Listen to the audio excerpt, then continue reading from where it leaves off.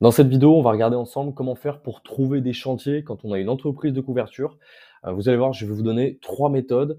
Avant de vous donner les méthodes, j'aimerais qu'on mette un petit peu de contexte. Pourquoi est-ce que, aujourd'hui, c'est devenu un petit peu compliqué de trouver des chantiers pour beaucoup d'artisans, notamment dans la couverture, notamment aussi depuis 2024 qui a été une année assez charnière pour pas mal d'entreprises.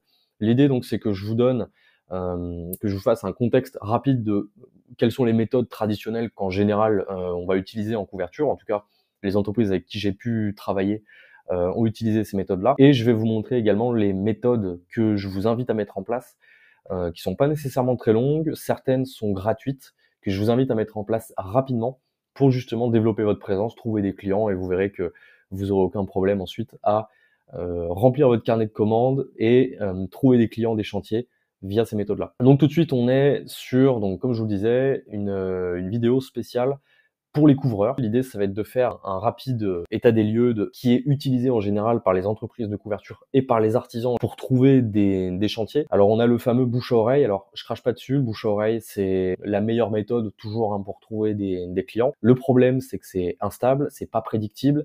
Il y a un mois, vous allez avoir des chantiers. Le mois d'après, ça va être très compliqué parce que personne vous a contacté. Et malheureusement, vous avez une activité qui est en dents de scie.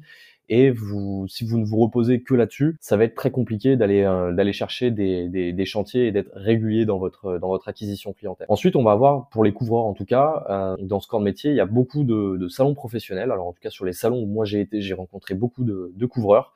Pour autant, le constat, il est le même. 2024, j'ai pu faire quelques salons. C'est déserté par les visiteurs, il n'y a plus personne. C'est l'âge d'or des salons est passé et maintenant les gens n'utilisent plus ces méthodes-là pour trouver des chantiers, pour trouver des prestataires pour leurs travaux. Et la dernière que j'ai pu identifier parmi celles qui me semblaient être les plus pertinentes, c'est les plateformes de mise en relation. Vous allez voir qu'on va avoir quelque chose d'assez intéressant quand je vais vous présenter les méthodes que vous pourriez mettre en place. Quelque chose d'assez intéressant concernant ces plateformes, puisque vous savez qu'il y a une concurrence déloyale et ça va être la course au prix et c'est pas forcément ce qu'on veut. Moi, je vais vous montrer des méthodes sur lesquelles vous serez exclusif et sur lesquelles vous aurez la possibilité de trouver des chantiers et de les vendre au bon prix. Ces méthodes-là, bien entendu, on va utiliser Google puisque Google est votre meilleur allié. J'en vois venir déjà en commentaire.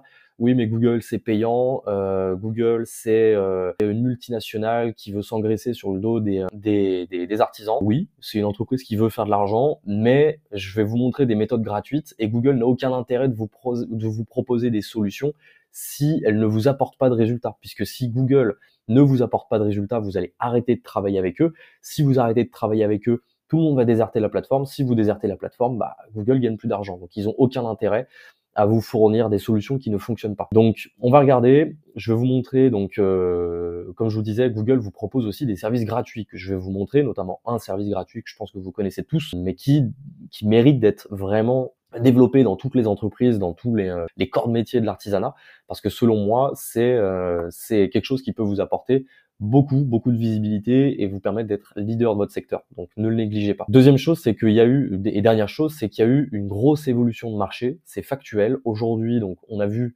que en termes de contexte, les gens avant utilisaient beaucoup de bouche à oreille pour trouver des artisans. Ça existe encore, mais il y a une évolution de marché et aujourd'hui, les gens qui ont 30, 35, 40, 45 ans, quand ils ont besoin de faire des travaux et qu'ils souhaitent trouver un artisan, la première chose qu'ils vont faire, c'est le taper sur Google. Qu'on le veuille ou non, l'une des premières choses qu'ils vont faire, ils vont le taper sur Google. Et même si on leur conseille un artisan, bien que l'artisan ait été conseillé par un proche, la personne va tout de même regarder sur Google s'il n'y a pas des artisans autour d'elle pour pouvoir justement les contacter et voir s'il n'y a pas des artisans peut-être plus qualifiés pour effectuer le travail en question.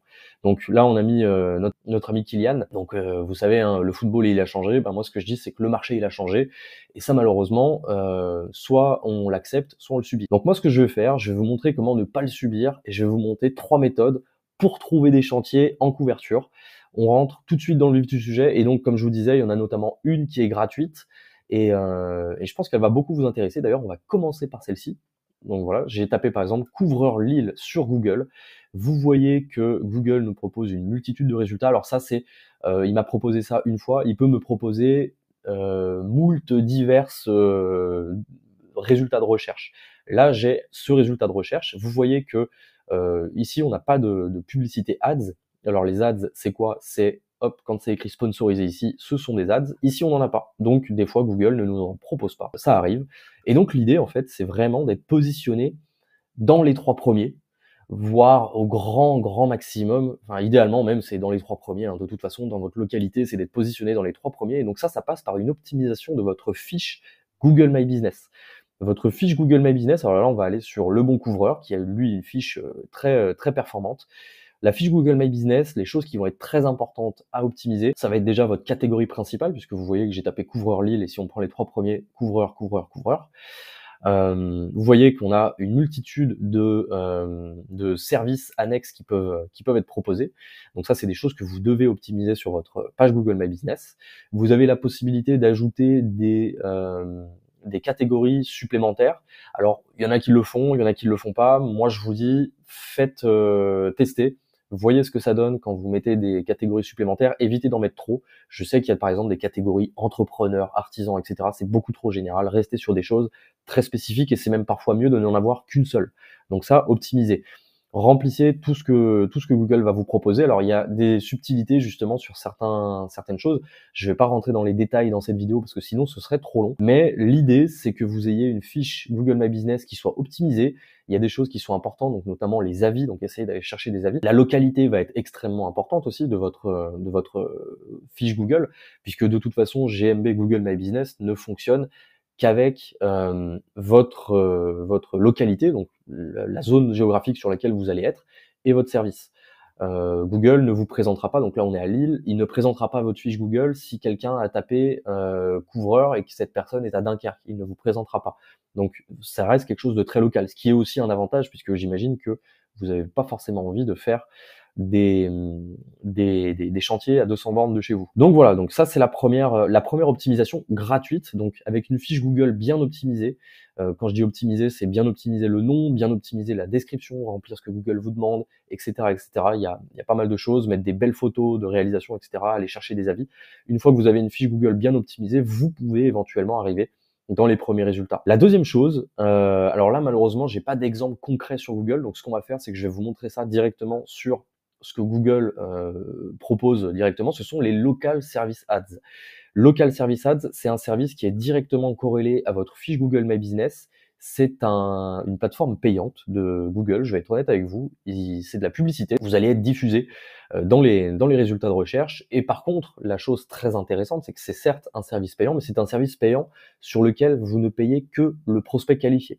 Donc un prospect qui vous appelle, que vous recevez au téléphone, un prospect qui vous envoie un message, Google le considérera comme qualifié et du coup, vous le facturera. Mais du coup, vu que c'est un prospect qualifié en général, bah voilà, l'idée c'est de payer uniquement quand on a des contacts. Chose que par exemple sur Google Ads, donc ce genre de choses, même si ce sont des choses très intéressantes, si on fait pas les choses correctement, on peut se retrouver à faire beaucoup de clics, donc dépenser beaucoup d'argent et avoir zéro conversion, zéro prospect qualifié. Avec cette méthodologie, si vous avez une fiche Google My Business bien optimisée et une campagne bien lancée, vous pouvez générer des contacts, générer des prospects régulièrement, et ce en ne payant que les prospects qualifiés. Donc extrêmement intéressant, notamment dans un second temps quand on a une fiche Google My Business bien optimisée. Petite spécificité, je rentre pas trop dans les détails là-dessus, mais petite spécificité, ce n'est disponible aujourd'hui que pour certains corps de métier. Donc ce que je vous invite à faire, c'est d'aller sur le site justement que Google propose, donc ads.com, Local Service Ads, et vous regardez si votre corps de métier est présent. Et vous allez voir, il y a quand même aujourd'hui un grand nombre de corps de métier. Google en ajoute toutes les semaines, tous les mois des supplémentaires. Et vous verrez que au fur et à mesure, de toute façon, si aujourd'hui votre corps de métier n'est pas présent, il le sera probablement dans les prochaines semaines. Ça, c'est un très bon moyen de mettre un premier pas, on va dire, dans les services payants de Google, puisque vous ne payez que les prospects qualifiés. Et en plus, je rentrerai dans les détails dans une vidéo ultérieure, où je rentrerai dans les détails de ce qu'est Local Service Ads, mais il y a aussi une protection du consommateur. Vous voyez le logo de protection Google. Et je vous expliquerai un petit peu comment ça fonctionne. La troisième et dernière solution, mais ça c'est quand on a une fiche Google My Business qui fonctionne bien, on a des campagnes Local Service Ads qui nous ont permis de trouver des chantiers, on est bien positionné, on est bien présent, on souhaite aller un petit peu plus loin, on souhaite peut-être étendre notre zone géographique. Là, on peut se permettre d'aller taper dans les méthodologies de Google un petit peu plus professionnelles notamment. sur les Google Ads. Les Google Ads, c'est le nectar de ce que propose Google, dans le sens où c'est des choses qui sont certes beaucoup plus techniques, beaucoup plus professionnelles, mais on est sur des choses qui sont aussi beaucoup plus, à terme, beaucoup plus performantes que ce qu'on peut juste obtenir avec la localité. Si vous êtes une entreprise qui souhaite vous développer et aller plus loin, aller chercher un petit peu plus de chantier, vous positionner sur des mots-clés peut-être un petit peu plus spécifiques. Vous voyez que là, si je tape couvreur Lille, effectivement, Google me propose des résultats qui sont liés à la page Google My Business, ce genre de choses. Dès qu'on va rentrer dans des mots-clés plus spécifiques, on va dire des mots-clés plus intentionnels, donc quelqu'un qui recherche un devis couvreur Lille, les premiers résultats qui nous sont proposés sont des résultats payants, sponsorisés, sponsorisés, sponsorisés, sponsorisés. Je vais revenir juste après sur justement la présence des entreprises ici. Et vous voyez que pour le moment, voilà, Google ne présente ici, en tout cas sur ce terme de recherche, sur ma recherche aujourd'hui, ne présente les Google My Business que plus tard. Donc sur des termes de recherche très spécifiques, parfois, on se rend compte que si on a une page Google My Business bien optimisée, la plus optimisée du marché, même avec ça, malheureusement, on peut quand même se faire passer par des entreprises qui vont réussir à attraper justement les prospects en vol avant de nous avoir. Donc ça, c'est vraiment quand on veut aller plus loin, quand on a du budget, un petit peu de budget à investir. Alors on n'est pas obligé d'avoir 2000, 3000 euros par mois de budget pub. On peut déjà commencer avec quelques centaines d'euros et avoir des très très bons résultats, avoir des appels réguliers. Et surtout, ça vous permet, encore une fois, de développer votre présence et de vous positionner sur des mots-clés que vous n'auriez pas pu potentiellement obtenir sans ça. Une dernière petite chose, et on va conclure là-dessus. Vous voyez, on a certaines plateformes de mise en relation justement qui utilisent ces méthodes-là. Alors ici, c'est pas une annonce Google, mais ça vous permet aussi de pouvoir court-circuiter un petit peu les, euh, les, les plateformes de mise en relation qui vont en fait, donc comme je le disais ici, voilà, ça fait partie des choses. Alors, ils dépensent du budget pour trouver des prospects, ils récupèrent les prospects et ensuite, comme je vous disais, il y a une grosse concurrence où vous vous retrouvez 5, 6 parfois sur un même projet, puisque en fait, ils ont généré le prospect via potentiellement des Google ou du référencement naturel. Et derrière, ils peuvent se permettre de revendre le projet à plusieurs artisans. Voilà donc pour ce qui est des méthodologies, 3 méthodologies pour trouver des chantiers quand on est une entreprise de couverture. J'espère que ça vous a plu. N'hésitez pas, abonnez-vous. Et si vous voulez aller un petit peu plus loin et me contacter pour discuter de tout ça, je vous mets également dans la description différentes manières de me contacter. Je vous invite à les utiliser et on pourra discuter ensemble de votre situation. Je vous souhaite une très bonne fin de journée, bonne recherche de chantier et on se dit à très vite.